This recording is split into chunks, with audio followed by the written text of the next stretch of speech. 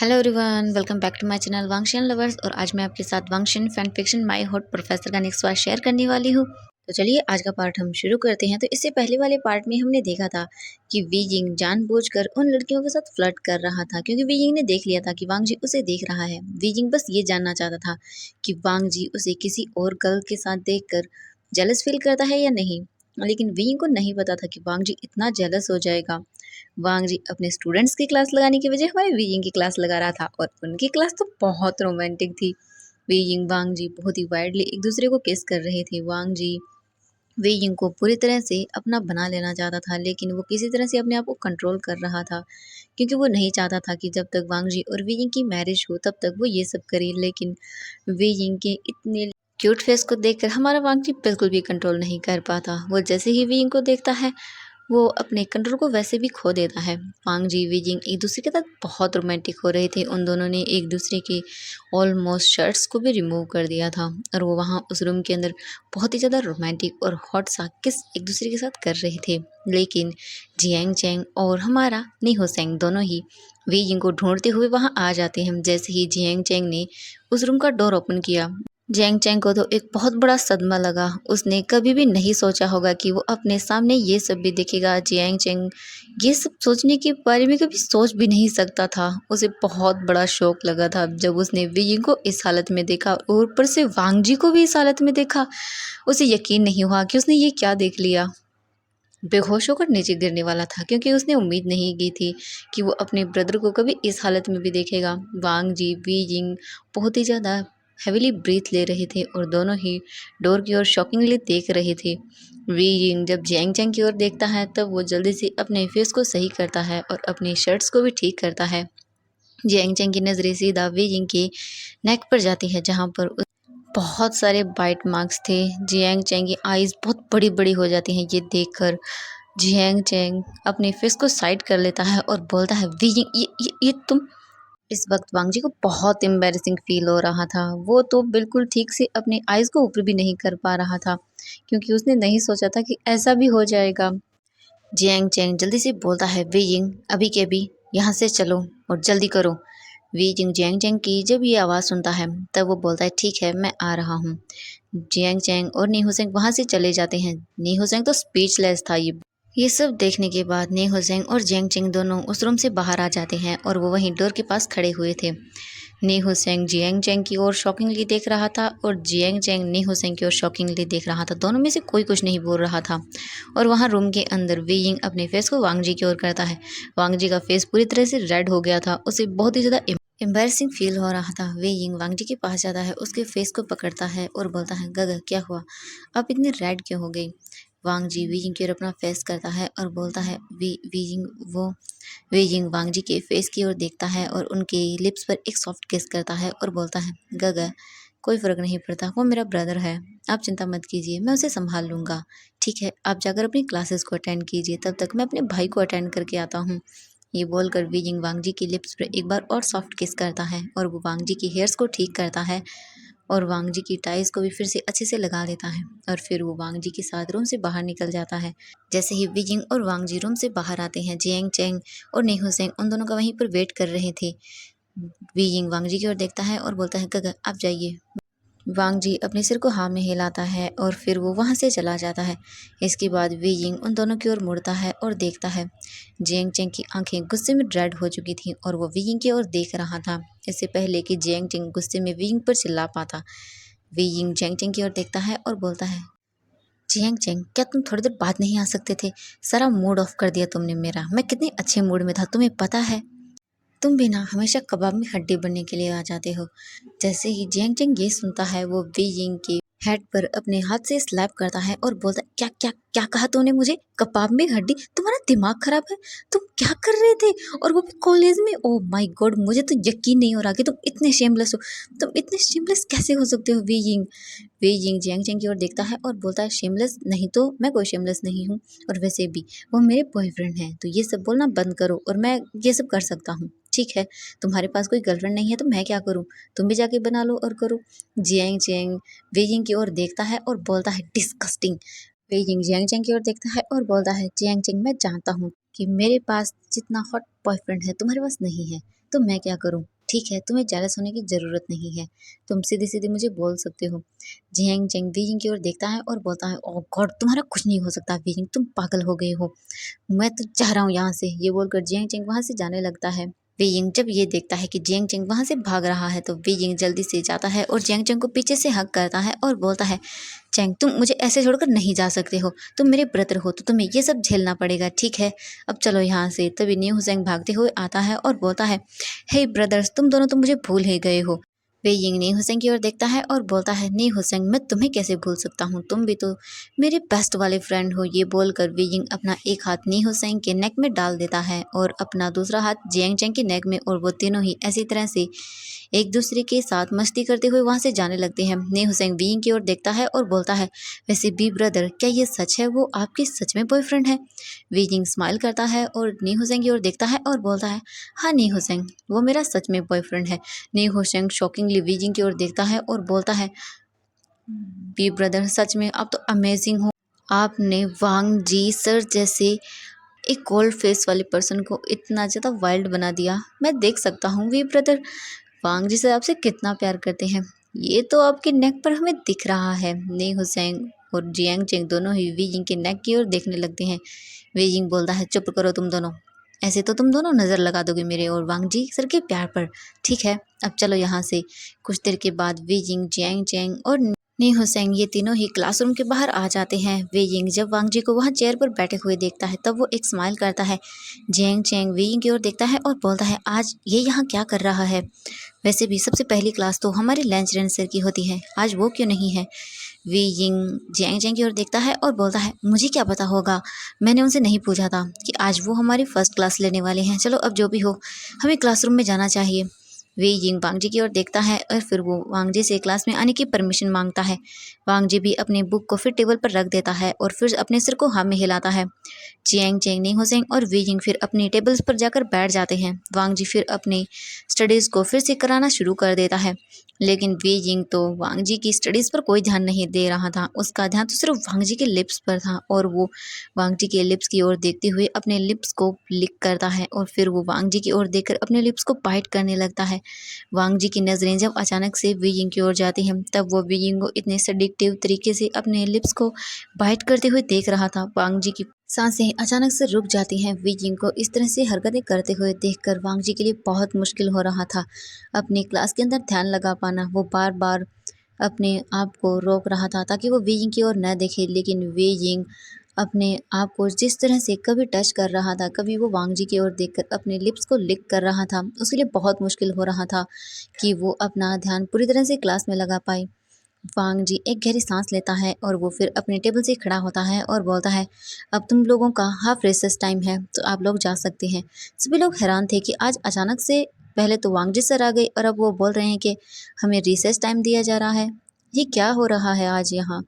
तभी एक गर्ल उसकी ओर देखती है और बोलती है, वैसे भी क्या फ़र्क पड़ता है, आज हमें रिसेस टाइम मिल रहा है तो इससे बेटर है कि हम बाहर जाएं और आराम से कैंटीन में जाकर कुछ खा लें। वैसे भी आज मैंने ब्रेकफास्ट नहीं किया था।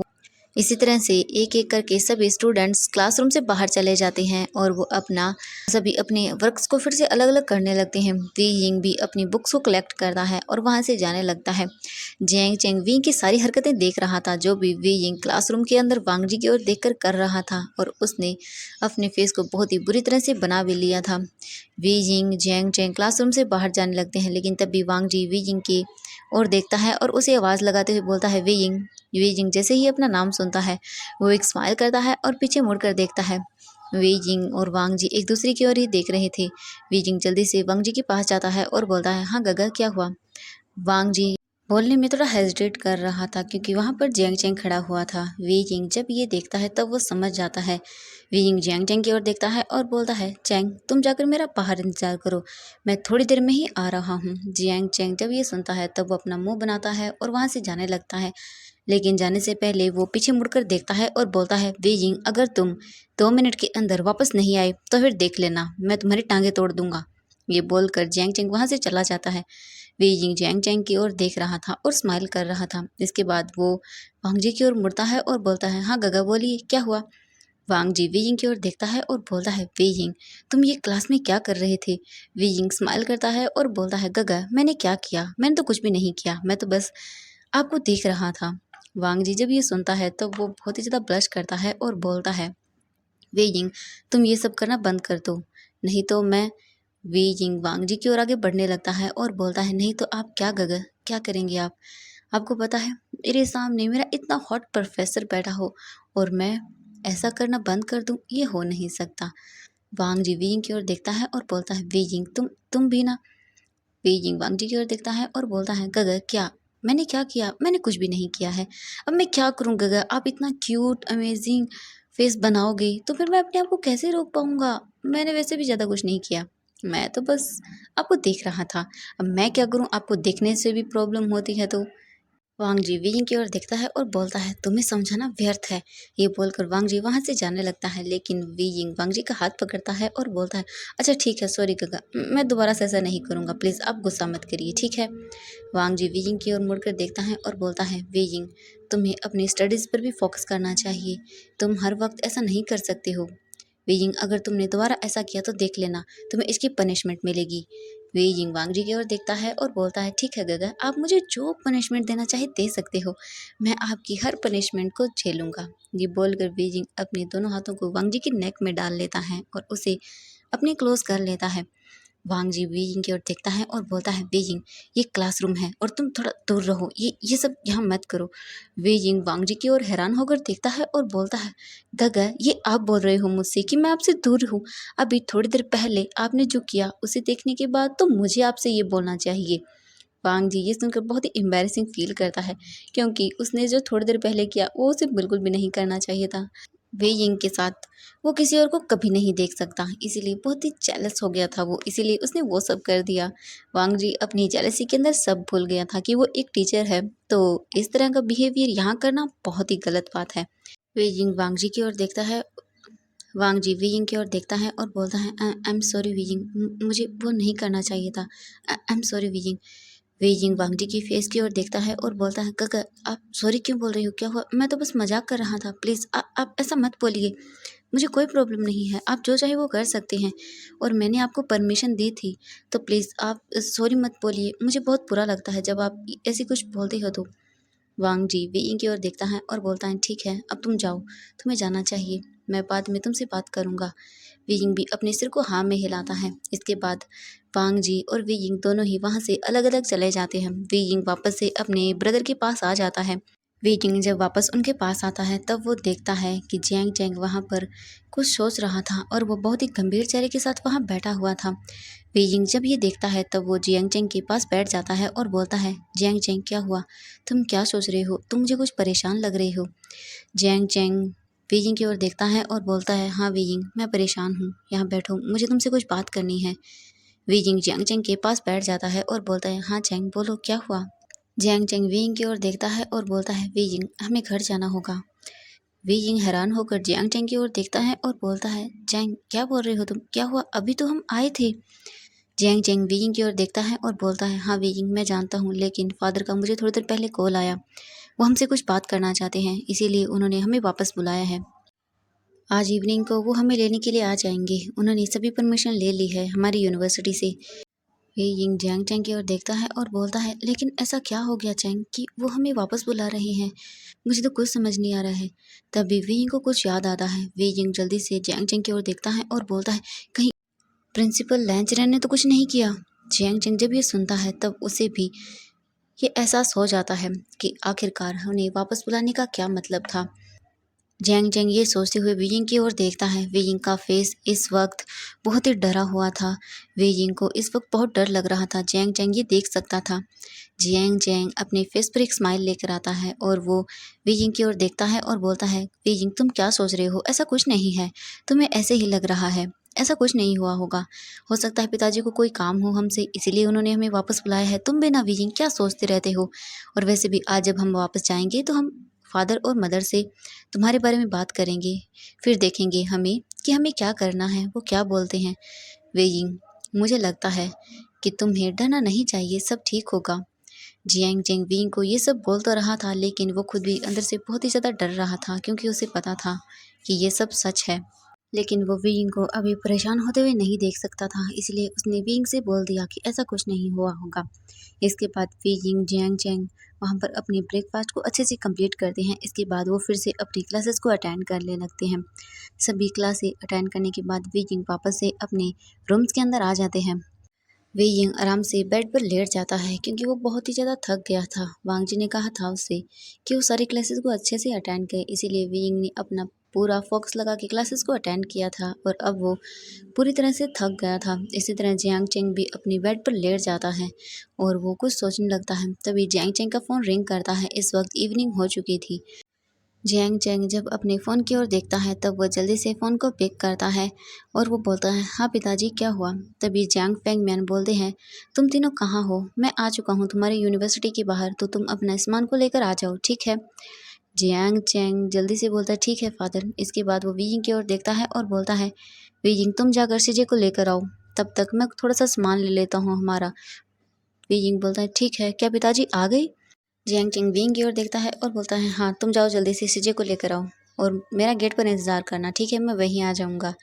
विंग अपने सिर को हाँ में हिलाता है और वो रूम का डोर ओपन करता है और अपने सीजे को लेने के लिए चला जाता है। जियांग चेंग अपना और विंग का थोड़ा सामान लेता है और वो लेकर नीचे आ जाता है, जहाँ जियांग यालनी और विंग खड़े हुए थे। वेइंग अपने फादर से कुछ पूछने के लिए उनकी ओर बढ़ने लगता है, लेकिन तभी जियांग फेंग म्यान वेइंग की ओर देखते हैं और बोलते हैं, चलो तुम तीनों जल्दी से बैठ जाओ, हमें घर जाना होगा। इसके बाद वेइंग कुछ नहीं बोलता और वो तीनों कार के अंदर बैठ जाते हैं। जियांग फेंग म्यान कार को ड्राइव करना शुरू कर देते हैं। कुछ टाइम के बाद वो सभी घर वापस आ जाते हैं। मैडम यू उन तीनों का वहीं पर बैठ कर रही थी। मैडम यू अपने बच्चों को वहाँ देखकर बहुत खुश हो जाती हैं। वो सभी घर के अंदर चले जाते हैं और सभी एक दूसरे से बातें करने लगते हैं। अब हमें वांग जी के घर का सीन दिखाया जाता है, लैन मैंशन का। लैन मैंशन के अंदर लैन चरण अपने सोफे पर बैठा हुआ था। तभी वहाँ पर लैन सिचन और म्यान म्यान आते हैं। वो अपने अंकल की ओर देखता है और बोलता है, अंकल कहाँ थे आप? मुझे आपसे कुछ बात करनी थी। तभी लैन चरण अपनी जगह से खड़ा हो जाता है और वो उनकी ओर देखता है और बोलता है, सचिन अभी मुझे थोड़ा सा काम है, मेरी एक मीटिंग है, तो मुझे अभी जाना होगा, मैं तुमसे आकर बात करूँगा, ठीक है? ये बोलकर लैन चरण वहाँ से चला जाता है। लैन सचिन को यकीन नहीं हुआ कि उसके अंकल बिना कुछ किए ऐसे शांति से कैसे बैठ सकते हैं। लैन सचिन को बहुत ही डर लगने लगा, क्योंकि उसे पता था कि उसके अंकल इतनी जल्दी तो बिल्कुल नहीं मानेंगे। उन्हें बहुत ही घबराहट होने लगती है कि न जाने अब लैन चरण क्या करेगा। वो जल्दी से अपना फ़ोन निकालता है और वांग जी को कॉल करता है। वांग जी जल्दी से अपने ब्रदर का कॉल जैसे ही देखता है, वो कॉल को पिक करता है और बोलता है, हाँ गगा क्या हुआ? लैन सिचन जल्दी से बोलता है, वांग जी मुझे बहुत डर लग रहा है, अंकल ज़रूर कुछ ना कुछ कर रहे हैं। वो क्या कर रहे हैं मुझे इसके बारे में नहीं पता, क्योंकि वो 2 दिन से बहुत ही शांत है और अंकल शांत रहने वालों में से बिल्कुल नहीं है। वांग जी मुझे डर लग रहा है, कहीं वो विंग को कुछ बोले ना। वांग जी जब ये सुनता है तो वो बोलता है, गगा आपको ऐसा ही लग रहा है? अंकल अंकल कुछ नहीं करेंगे, आप चिंता मत कीजिए, मैं अंकल से बात करूंगा और मैं कल घर आ रहा हूँ, आप चिंता मत कीजिए। लैन सिचन बोलता है, ठीक है वांग जी, जैसा तुम्हें ठीक लगे, लेकिन मुझे अभी भी डर लग रहा है। वांग जी जल्दी से बोलता है, नहीं ब्रदर ऐसा कुछ नहीं होगा, आप चिंता मत कीजिए, सब ठीक होगा, ठीक है? इसके बाद लैन सीजन कॉल को कट कर देता है। वांग जी अपने सोफे पर बैठा हुआ था और वो सोच रहा था, क्योंकि उसे भी पता था कि अंकल शांत रहने वालों में से नहीं है। तो फ्रेंड्स आज के लिए बस इतना ही। तो नेक्स्ट पार्ट का वेट कीजिएगा, आगे देखना होगा कि हमारे लैन चिरन ने किया क्या है आखिरकार और वो क्या करने वाला है। ये देखने के लिए तो आपको नेक्स्ट पार्ट का वेट करना होगा। अगर वीडियो पसंद आई तो प्लीज़ वीडियो को लाइक और अभी तक अगर चैनल को सब्सक्राइब नहीं किया तो प्लीज़ कर लीजिए। Bye bye.